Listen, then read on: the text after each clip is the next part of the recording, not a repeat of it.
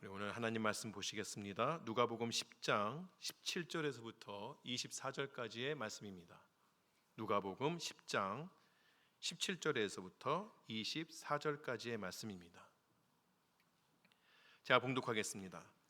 70인이 기뻐하며 돌아와 이르되 주여 주의 이름이면 귀신들도 우리에게 항복하더이다. 예수께서 이르시되 사단이 하늘로부터 번개같이 떨어지는 것을 내가 보았노라. 내가 너희에게 뱀과 전갈을 밟으며 원수의 모든 능력을 제어할 권능을 주었으니 너희를 해칠 자가 결코 없으리라.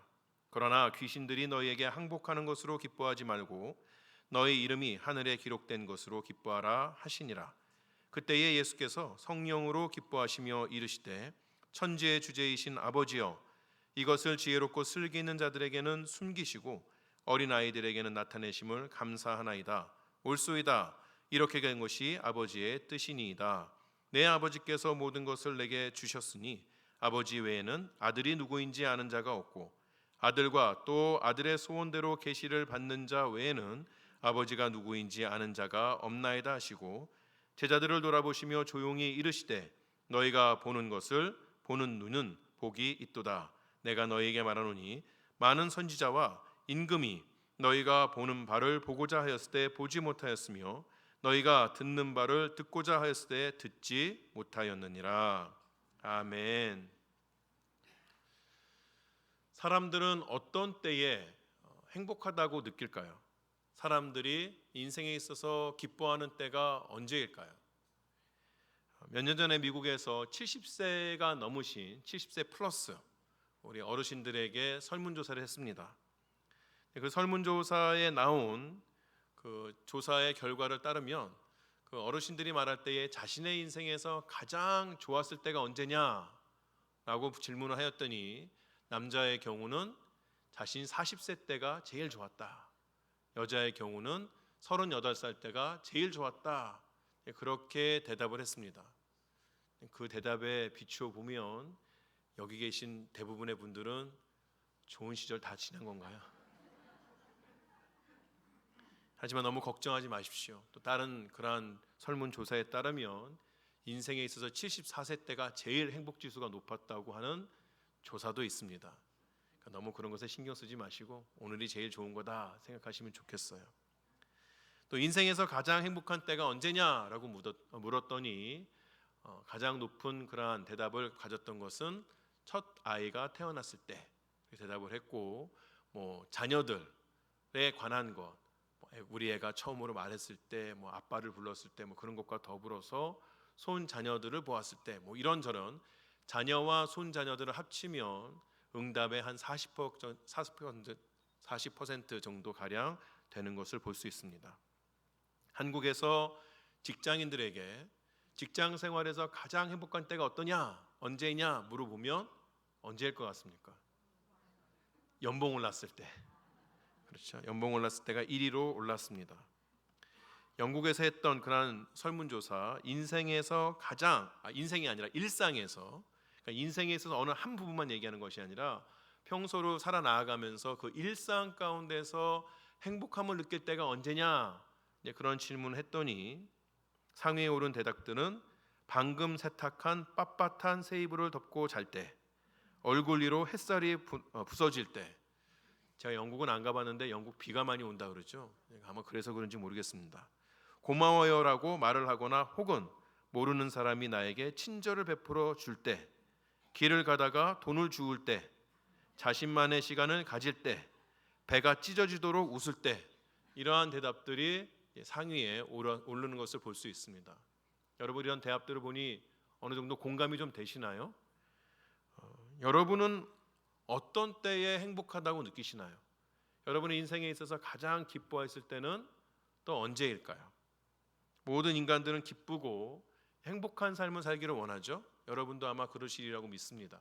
그렇다면 내가 언제 행복했었는지, 내가 무엇을 할 때 기뻤는지 그것을 잘 생각하셔서 그러한 일에 자신의 인생을 투자하게 되면 그것이 효과적인 그러한 인생을 사는 방법이 아닐까 싶은 생각이 듭니다. 한 가지 더 질문을 드려보죠. 여러분 우리 예수님께서 이 땅에서 33년을 사셨습니다. 공생에 함께 사람들과 함께 사역을 하면서 3년을 사셨는데 그 예수님의 인생 가운데서 언제 예수님은 가장 행복해 하셨을까요? 예수님은 언제 가장 기쁘셨을까요? 예수님이 결혼을 안 하셨으니 첫 아이 태어났을 때가 대답이 되지 않는 것만은 확실한 것 같습니다. 오늘 우리가 보았던 본문 중에서 21절 첫 부분에 이렇게 시작이 됩니다. 그때에 예수님께서 성령으로 기뻐하시며, 21절은 예수님께서 성령의 감동을 받아서 기뻐하셨다 이렇게 이야기합니다. 오늘 본문에 보면 기뻐하다는 그런 이야기가 17절과 20절에도 나오는데 이 17절과 20절에 나오는 기뻐하다라는 단어와 21절에 예수님의 기뻐하셨다는 단어와는 다른 단어를 사용하는 것을 볼 수 있습니다. 21절에 나오는 헬라어 단어 아갈리아오라는 그런 단어는 그냥 기뻐하는 것이 아니라 매우 기뻐했다, 몹시 기뻐했다, 어떤 기쁨의 최상급을 나타내는 것이라고 말씀드릴 수 있습니다. 그래서 이 단어가 신약 구약 성경에 여러 번 쓰이긴 했지만 예수님의 감정을 나타낼 때 쓰인 것은 바로 이 누가복음 10장 21절 단 한 번만 사용이 되었습니다. 제임스 에드워드라는 신학자는 이 단어를 가리켜서 성경 전체에서 기뻐하는 예수님의 모습을 가장 생동감 있게 묘사하는 단어다라고 말하기도 했습니다. 그렇다면 예수님께서는 무엇 때문에 그냥 기뻐하시는 것도 아니고 몹시 매우 기뻐하셨을까요? 이런 예수님의 기쁨의 포인트를 아는 것은 우리의 신앙생활에도 도움이 됩니다. 왜냐하면 예수를 믿는다, 하나님의 백성이다 그렇게 말하는 사람들은 자신의 인생을 통틀어서 하나님께서 기뻐하시는 그 일을 하기 위해서 살아나가고 있기 때문에 그렇습니다. 하나님이 무엇을 기뻐하시는지도 모르면서, 예수님의 기쁨의 포인트가 무엇인지도 모르면서 그냥 무작정 하나님을 섬기겠다 이렇게 해서는 인생의 여러 부분들을 낭비하기가 쉬운 것이죠.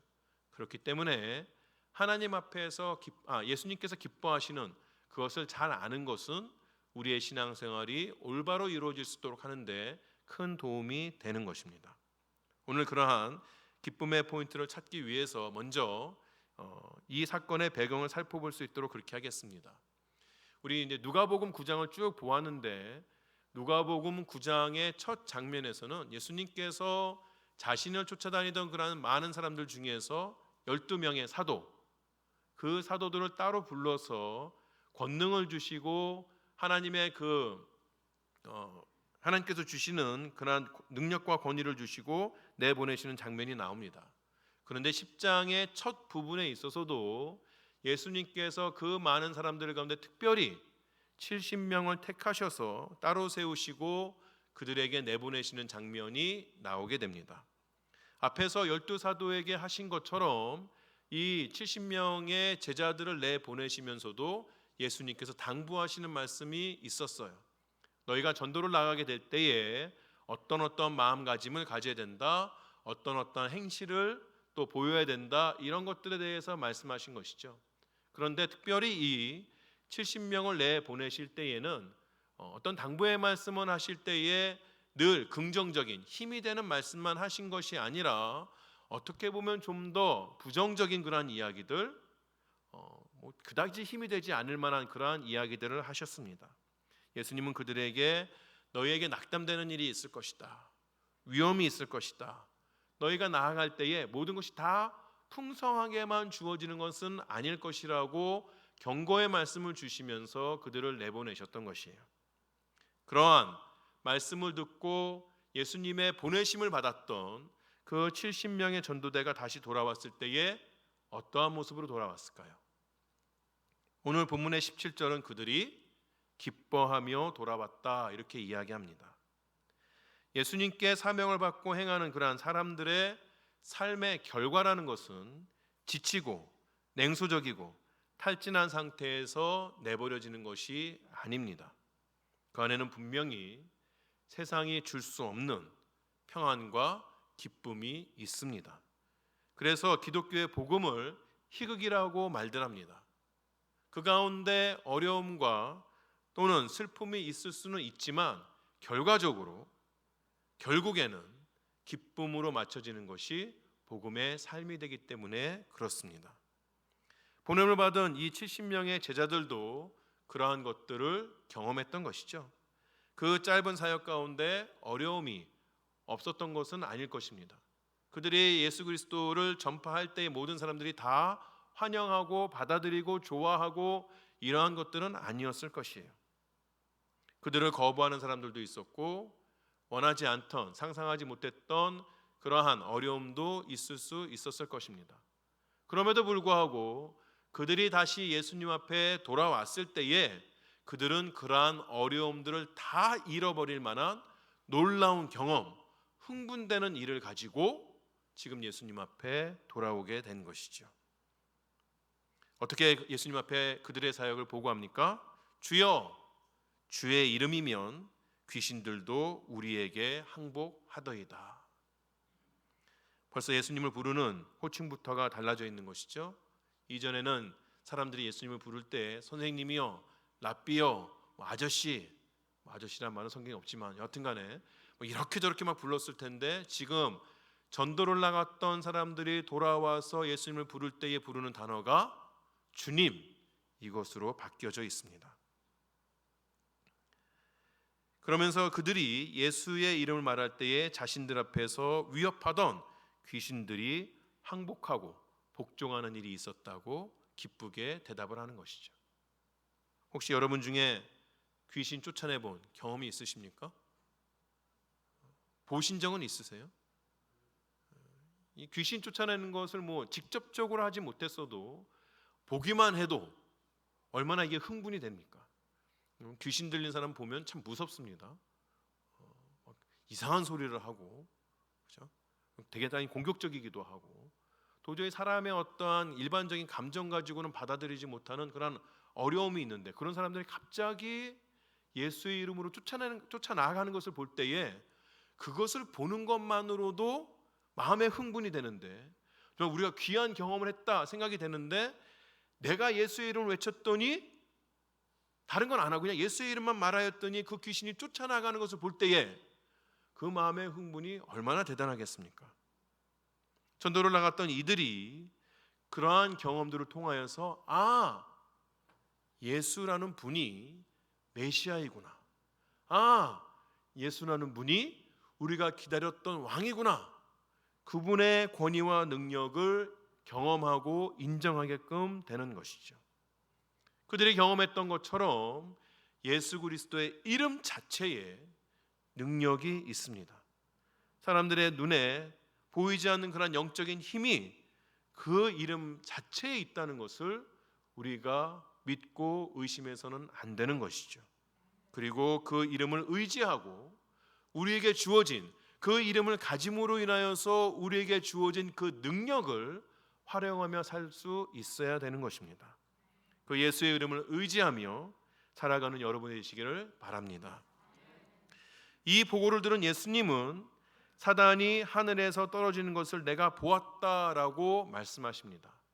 사단이 하늘에서부터 떨어진다, 이 말은 예수님께서 공생애를 시작하시면서 사람들 앞에서 사역을 시작하시면서부터 시작해서 지금 이 70명의 제자들이 예수의 이름으로 나가서 했던 그런 모든 사역을 통틀어서 하나의 비유적으로 말하는 것일 수도 있지만, 그러나 그것보다는 지금 70명의 제자들이 나가서 예수의 이름으로 사역할 때에 그 당시에 예수님께서 보셨던 선지자적인 환상에 대해서 말하고 있다고 하는 것이 더 정확하겠습니다.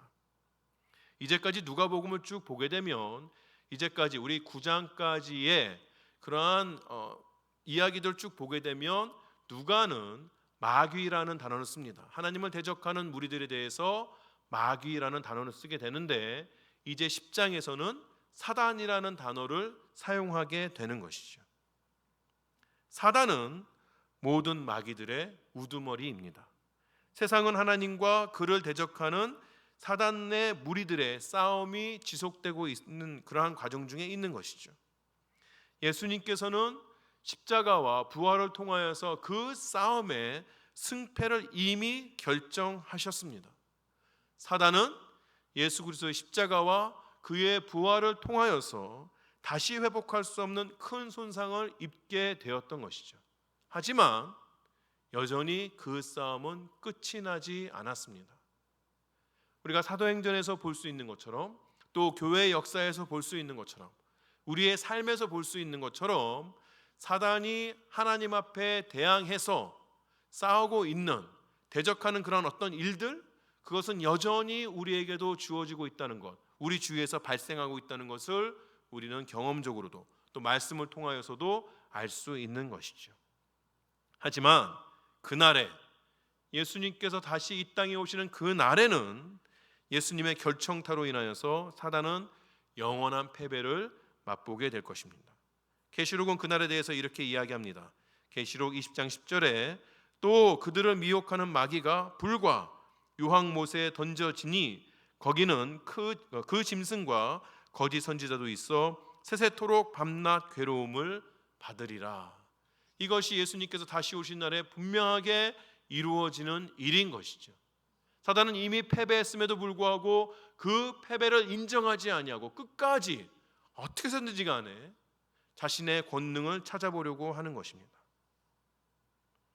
그러나 이 요한계시록 20장 10절에 있는 이 말씀에 대한, 그 말씀이 벌어질 것에 대한 그 환상이 이미 70인의 전도인들이 나아가서 전도를 할 때 예수님에게 보여줬고, 예수님은 그 환상을 지금 제자들에게 말씀하심으로 인하여서 그분으로부터 사명을 받고 그 명령을 수행하는 제자들의 그 사역이 지금 이 일을, 사단을 떨어뜨리고 그를 영원한 심판 가운데로 놓게 하는 그 일에 동참하고 있다는 것을 말씀해 주고 있는 것이죠.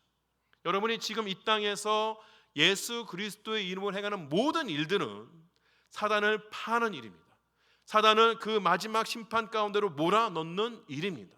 그 귀한 예수 그리스도께서 마지막에 끝을 이루시는 그 사명에 우리 성도들이, 우리 성도 한 사람 한 사람이 다 동참하고 있다는 것이에요. 그런 위대한 사역에 동참하는 제자들에게 예수님은 뱀과 전갈을 밟으며 원수의 모든 능력을 제어할 권능을 주실 것이라고 말씀하십니다. 앞서 우리 10장 첫 부분에 보게 되면 예수님께서 이 70인의 전도자를 보낼 때에 신발도 가지고 가지 말라 이렇게 이야기합니다. 사람들이 생각하는 거죠. 그 신발 안 신으면 발이 아플 텐데요. 또 그 당시에 광야에 있었던 뱀과 전갈을 떠올리게 되는 거죠. 무엇라도 우리의 발을 물면 어떡합니까? 그러나 예수 그리스도의 이름으로 사명을 받아 떠나는 자들은 그러한 걱정을 할 필요가 없는 것이에요. 왜냐하면 그러한 뱀과 전갈이 그들에게 아무런 위협이 되지 못합니다. 그들이 신발을 신지 않았다고 하여도 그러한 어려움들이 그들을 괴롭힐 수 없다는 것이에요. 오히려 예수로부터 권능을 받은 그들이 신발을 신지 않았다 하더라도 뱀과 전갈을 짓누를 수 있는 그러한 삶을 살아나갈 수가 있다는 것이죠. 예수님께서 말씀하신 것처럼 이 70인의 전도대는 정말 대단한 경험을 한 것입니다. 그리고 그런 사역을 보고할 때 예수님으로부터 다시 한번 그 대단한 약속을 받게 되는 것이에요.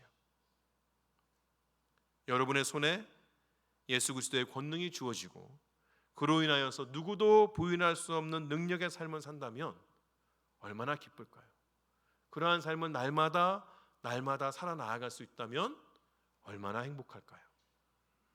예수님께서도 제자들이 그러한 능력으로 맡겨진 사명을 잘 감당했다는 그러한 보고를 들을 때에 또 얼마나 기뻐하셨을까요? 기쁘셨겠죠? 그렇겠죠? 보낸 사람들, 뭐 꼭 예수님 아니더라도 우리가 누구에게 무언가 부탁을 했는데 그 부탁을 잘하면 잘하고 왔어요. 그것만 들어도 얼마나 기쁩니까? 그런데 예수님께서 세상을 붙잡고 휘어잡으려고 하는 그 사단의 능력을 꺾고 돌아온 제자들의 모습을 볼 때 얼마나 기쁘셨겠어요. 하지만 제자들이 그러한 능력을 경험한 것이 예수님께서 정말 기뻐하셨던 것, 몹시 기뻐하셨던 것, 그러한 이유는 아니었습니다. 예수님께서는 흥분한 제자들에게 이렇게 말씀하십니다. 오늘 본문의 20절에 이렇게 말씀하십니다. 그러나 귀신들이 너희에게 항복하는 것으로 기뻐하지 말고 너희 이름이 하늘에 기록된 것으로 기뻐하라 하시니라. 무엇을 기뻐하라고요? 사람들이 어쩔 줄 몰라하는 그러한 귀신들을 예수의 이름으로 능력으로 제압했다.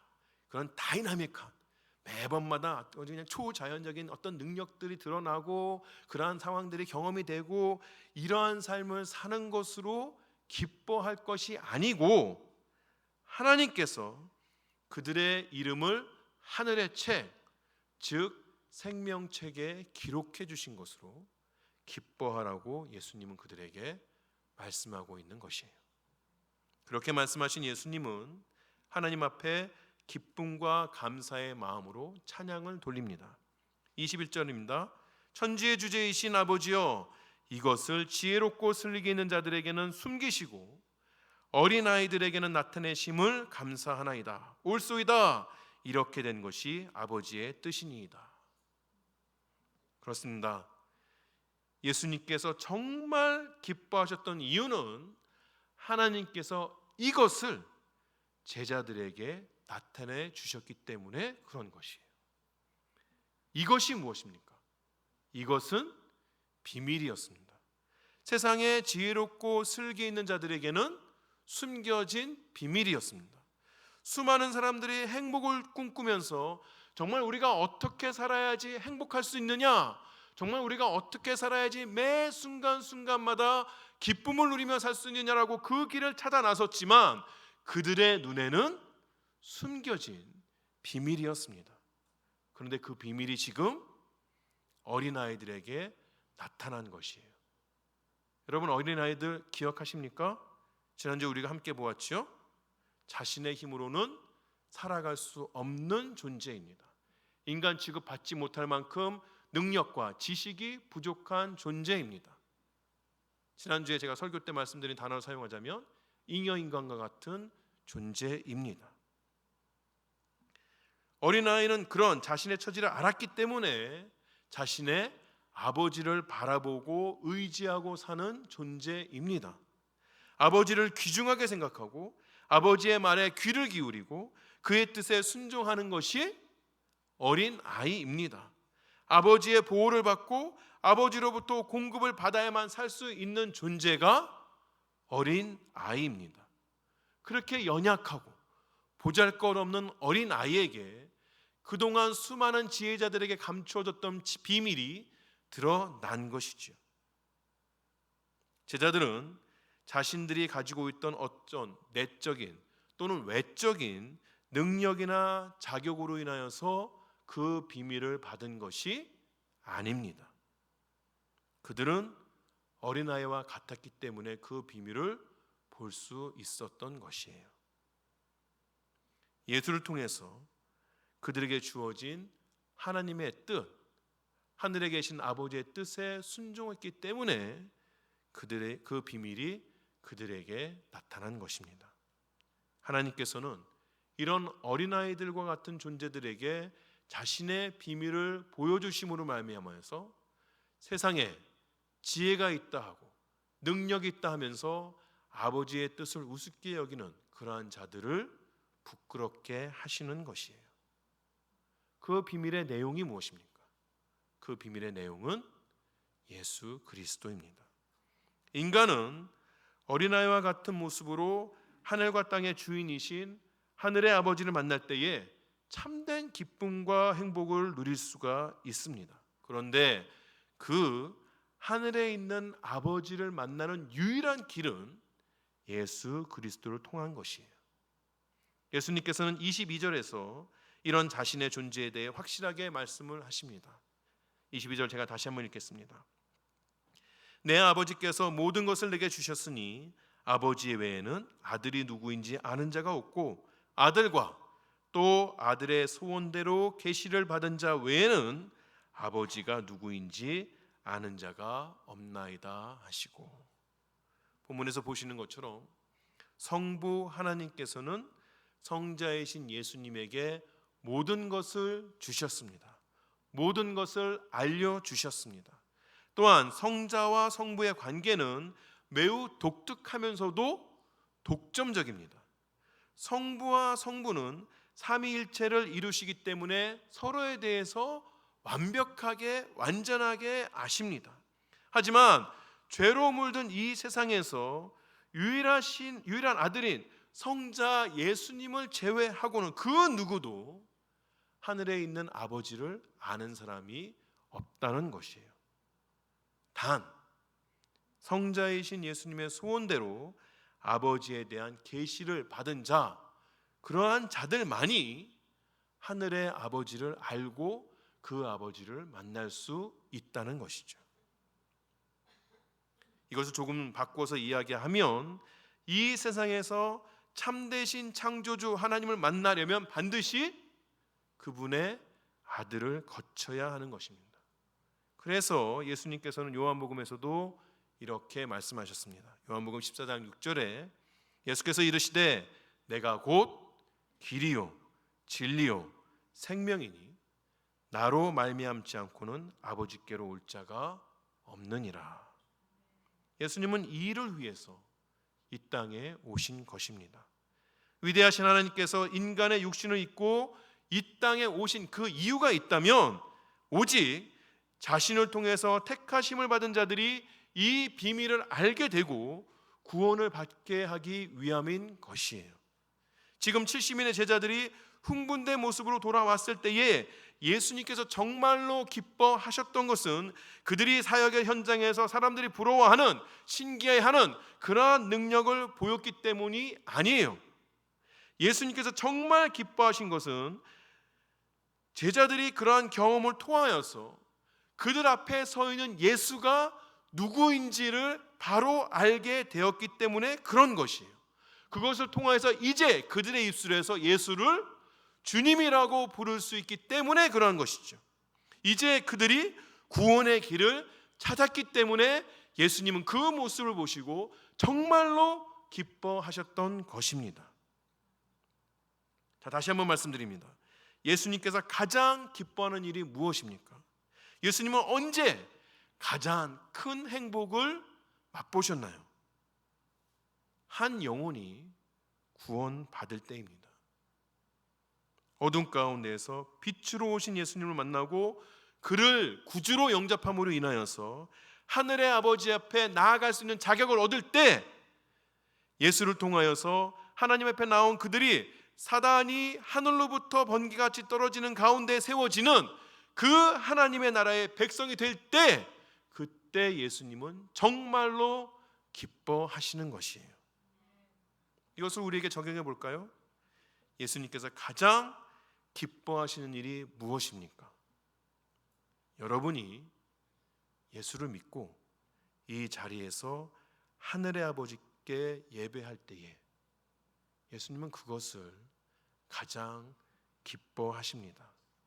아무것도 모르고 아무것도 하지 못해서 자신도 그 해결할 수 없는, 자신도 알지 못했던 영적인 갈급함으로 어린아이와 같이 살 때에, 어둠 가운데서 방황할 때에 그런 우리들이 예수를 만나고 예수를 통해서 하늘의 아버지를 만나게 될 때에 예수님은 그것을 기뻐하십니다. 여러분이 떡으로만 사는 것이 아니라 하늘의 아버지로부터 날마다 공급되어지는 신령한 양식을 먹고 마시며 살 때에, 그때에 예수님이 기뻐하십니다. 예수님은 그 예수님을 믿는 여러분의 존재 자체를 기뻐하십니다. 여러분이 능력을 보이지 않는다고 하여도, 여러분이 큰 것을 가지고 주님 앞에 나오지 않는다고 하여도 여러분의 입술에 예수는 나의 구주이십니다라고 고백하며 주님 앞으로 달려 나올 때 그것을 예수님은 무엇보다도 기뻐하시고 그러한 여러분의 모습을 보시는 것으로 행복을 느끼시는 것이에요. 여러분 옆 사람에게 그렇게 말씀하실 거예요. 여러분이 예수님의 기쁨의 모습입니다.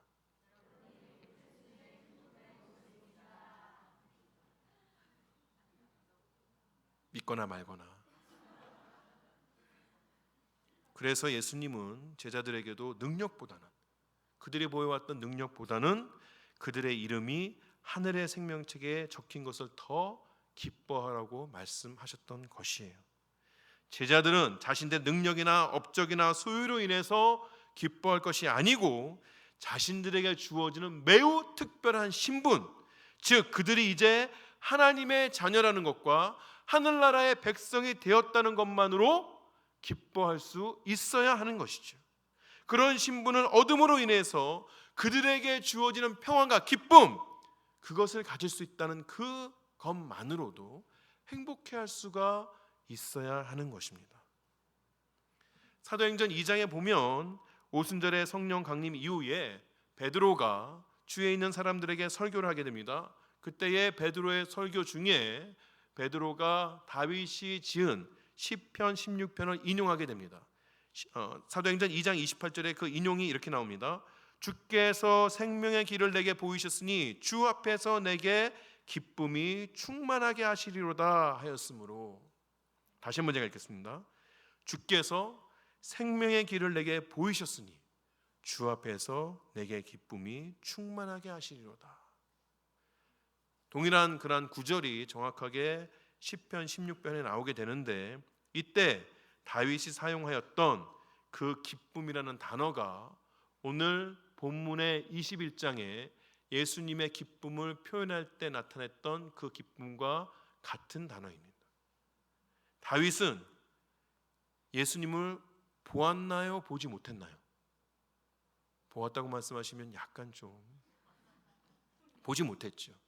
다윗에게 있어서 메시아는 여전히 구름에 가려진 존재와도 같았습니다만, 그러나 그러한 메시아를 바라보면서도 다윗에게 있어서는 그 어떤 것과도 형언할 수 없는 몹시 매우 기쁜 그러한 느낌, 그 감정을 느꼈던 것이에요.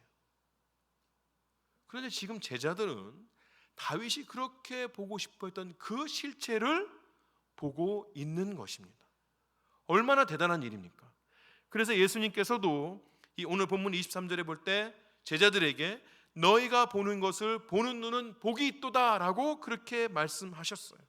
구약의 수많은 선지자들과 왕들이 얼마나 많은 하나님의 경험을 기적하고 하나님의 말씀을 듣고 하나님의 인도를 경험했습니까? 그러나 그 어떠한 것도 그 모든 것의 실체이신 예수 그리스도를 직접 눈으로 보고 그의 말씀을 직접 귀로 듣는 것보다는 나을 수 없다는 것이에요.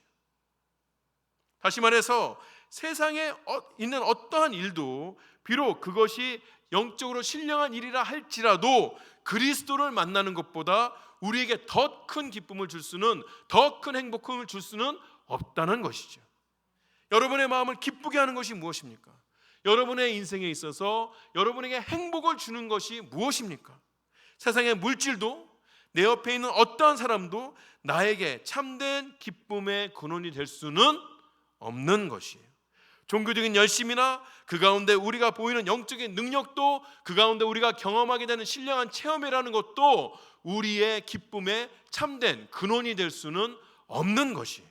그러한 것들은 어느 순간인가 다 사라질 수 있는 것이에요. 여러분이 믿음이 좋다, 여러분이 신앙생활 열심히 하고 있다, 그것이 날마다 이루어질 수 있다고 생각하십니까? 그럴 수 없는 것이죠. 우리가 하나님 앞에 어떤 공로를 쌓아나갔다, 그렇지 못할 때가 있는 것입니다. 70인의 제자들이 하나님 앞에서 능력을 경험하고 귀신들을 몰아냈다, 몇 장만 넘기면 그 70인의 제자들이 다 하나님 앞에서 예수님을 부인하는 그러한 일들이 있는 것을 우리는 아는 것이에요. 그러한 우리의 능력, 쌓아나왔던 공적, 경험, 체험, 이러한 것들 하나하나가 다 아무리 영적이라 하여도 우리 기쁨의 근원이 되지 않습니다.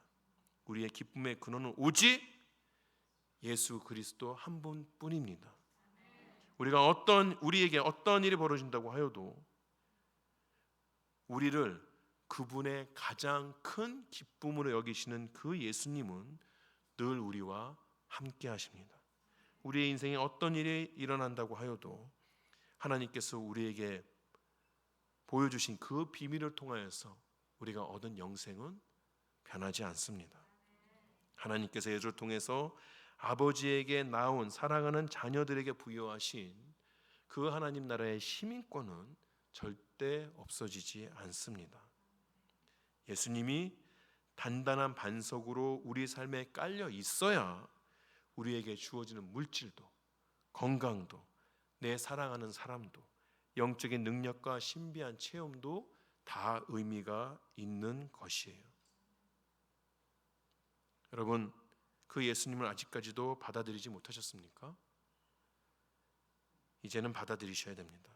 받아들일 뿐만 아니라 그분이 내 삶의 주인이 되어야 하는 것이에요. 그것이 아니고는 여러분에게 참된 기쁨과 행복이 주어지지 않습니다. 이미 그 일을 하셨습니까? 여러분의 입술로 여러분 삶의 주인이 예수님이라고 고백하고 계십니까? 그렇다면 기뻐하셔야 합니다. 세상은 우리를 끊임없이 유혹합니다. 세상의 어떤 것도 비교할 수 없는 그 기쁨의 근원이 이미 우리 안에 살아계심에도 불구하고 세상은 여전히 우리에게 그것만으로 충분하지 않다고 이야기하는 것이에요. 더 많이 가져야 한다고 생각을 하고 또 저것을 바라봐야만 한다고 우리를 유혹하는 것입니다.